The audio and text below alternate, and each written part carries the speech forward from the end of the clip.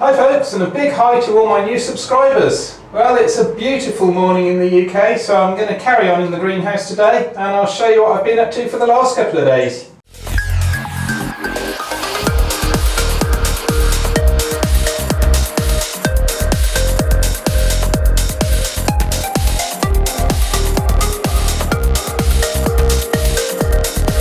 Well, it's Boxing Day and it's 3.6 degrees outside. I'm still having ice in my beer. So it's been a few weeks since I've done a greenhouse update and there's not really a whole lot going on in here right now. I've emptied out this top rail now, so that's all the peppers and the strawberries are gone. Gone to the compost heap. We had the last crop of peppers off it. Had the cauliflower with Christmas dinner yesterday. A tiny bit of cauliflower, but it was very nice. But yeah, I shut all that down because I'm still infested with whitefly and greenfly and you name it, I've got it going on in here. So yeah, I killed the last of the peppers off. I decided not to keep them going. I thought, given how slowly they were growing, I might as well start new seedlings going under lights indoors. So I'll give you a quick look at how things are at the moment. We'll start off with this that makes things look a lot better than they are. Look at that lovely bunch of tomatoes ripening very slowly there. And there's a few left elsewhere on the plant, but I mean actually this plant's really not healthy. This is half my fault because I haven't actually changed the nutrients on this in around about 6 weeks now, because every time I come in here I think it's time to get rid of this plant, or I'll just wait until these few tomatoes ripen. We do have a lot of side shoots that I've been letting grow, and I'm half tempted to try rooting a couple of them and seeing if they'll carry on, but my main concern at the moment is the number of greenfly I've been getting. This garden pearl plant here has got a bunch of greenfly and whitefly on it. This thing, Cape Gooseberry, I've been attacking today with the parcel tape, and just show you what I got off there, but it's not a pretty sight at all. It's just so many greenfly. That was just in 5 minutes of sticking it on the leaves to see what came off. So got it, whitefly, greenfly, I think that might be a thrip there or something, but certainly no shortage of buds on there. And aphids have been my problem in here for the last couple of months really, and I understand that aphids can lay overwintering eggs in crevices of plants, which makes it very difficult to get rid of them. So what I'm going to do is I'm going to harvest the last of these tomatoes, and any that are green can ripen up on the windowsill. I'm going to get rid of this tomato plant, get rid of the garden pearl plant, clean out their buckets. I'm probably going to lose the Cape Gooseberry. It's a shame because I really want to see this one grow, but the continual battle with aphids is annoying me basically, because it was all going so well until they came along. So I think I'll probably lose that one as well. And that'll just leave me with the garlic and the onions. Let's get some fish to do that for you. The garlic's looking fantastic, and the garlic's not going to be bothered by aphids because they don't like it. You can use garlic spray to get rid of aphids, I believe. And the onions, well, they look better than the outdoor onions, but the aphids don't seem to have an interest in them either. And again, I've heard of people mixing up home remedies using onion juice as well for getting rid of the aphids. My leafy greens are very spindly, and even they were getting infested with aphids, but again, with having not had enough light to grow under because they've been outdoors here, they just got too leggy when they were young, and the stems on them are all over the place. Well, I think I got all the aphids off them, but even still, I mean, these plants are 6 weeks old now, and you might make a bacon, lettuce and tomato sandwich off them, but not really that impressive. So I'll start some new seeds for them going. The other thing I'm going to do, or what I'm planning to do, once I've got rid of these plants here, actually, so once I get rid of the last of the buckets here, I'm going to move this top rail up by about 12 inches or so, because I have a lot of height above that the plants weren't using, and this bottom rail gets a bit too heavily shaded, so I'm going to move that up and try and get some more light to the bottom rail. I'll still be okay with plants this sort of height. And I can clean out the Dutch buckets, And then I'll show you what's going on with my strawberries. Let's go to the external camera.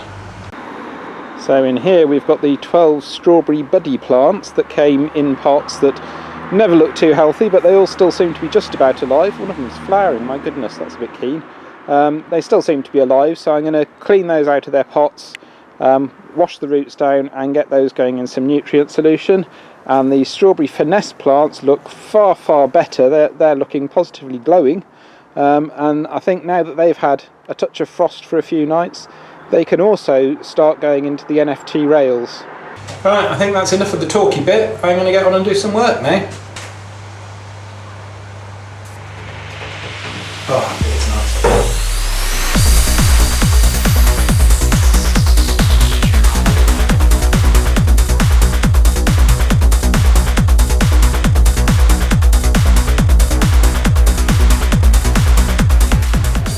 Hopefully be able to see on this all the green fly sitting on the leaves there, and a few, they're either white fly or they're the husks of the green fly after they've shed their skins. Oh, can I get focus on that? Not that close. There we go, that's about the best we can get. But yeah, I've sprayed these with Canacure and it didn't do very much. I sprayed these with Neem Repel and it didn't do very much, and I don't really know what I can do. I've been removing the green fly with sticky tape by hand, but it's a never-ending task and you can never get them all. So don't know what to do with that, but that's why these plants are going. Well, there we go, that's the tomato harvest for the 26th of December, and that's the end of it. No more tomatoes, and plants are going.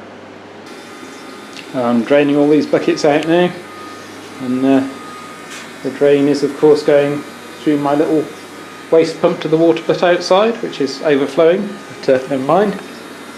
But then I'll give all these a wash. And I'm going to bring a kettle in here so I can get some hot water on the go for washing up things, because the water from the hose pipe will be a little bit chilly today. So last year I noticed that plants in the back of the lower rail, although they started out okay when all the plants were small, when the plants started to grow and got a bit bigger, this bottom rail was just so overshadowed that nothing in there grew. So what I've done, I've just put a little extension in this bend here to push that back rail a bit higher up, so there's a good 1.5 foot of difference between the height of those two rails. And then these two rails I've moved right up, because this top part of space in the greenhouse wasn't doing anything last year. The peppers got about as high as that top rail and that was all they did. And I thought I'd see if I could get a bit more use out of the space, a bit more, utilise the space a bit better.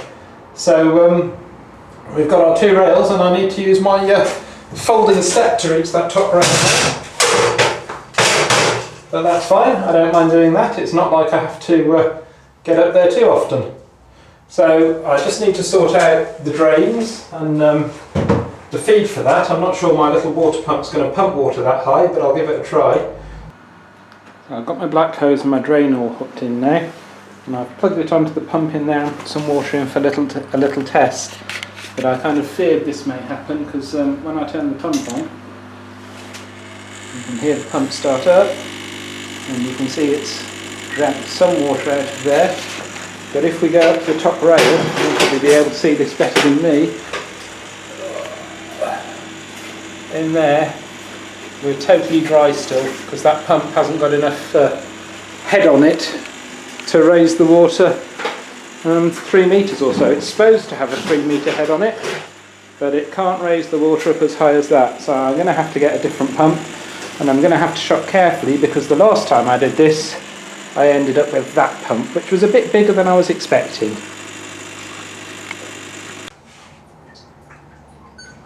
So I'm retiring this rooting chamber because I've made myself a new smaller one that doesn't need 40 litres of water to fill it.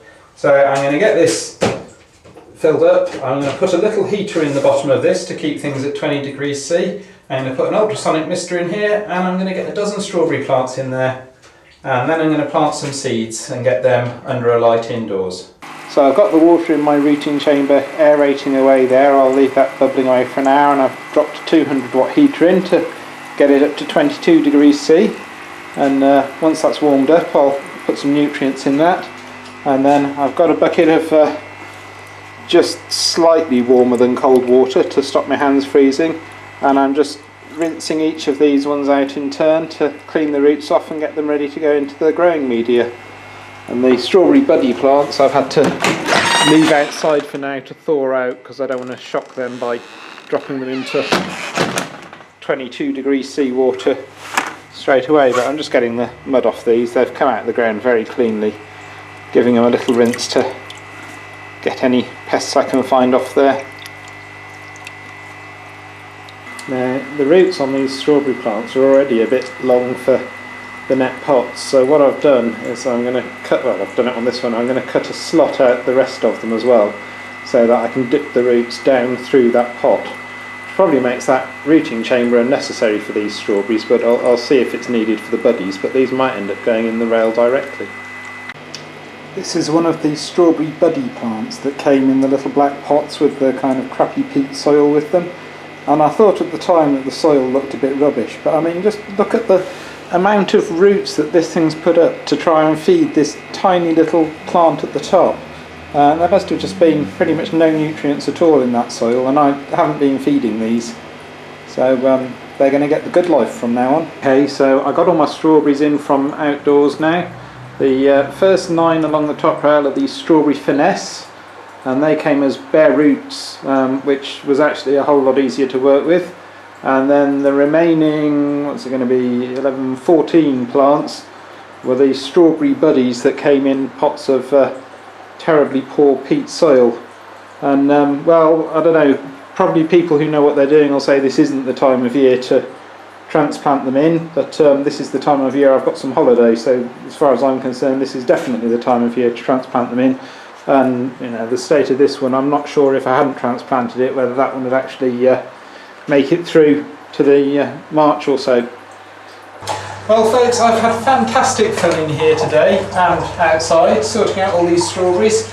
It's really nice to feel like something's starting to grow rather than everything's dying off, so it's really good to feel that I'm in control of the plants again, instead of me just waiting around and seeing things ripen very slowly and seeing not much growth. So I don't know, I've probably done totally the wrong things by letting these strawberries have a frost and that kind of thing, but I was going with the advice I'd read at the time and it contradicted itself, and well, they'll either grow or they'll die, so see what happens.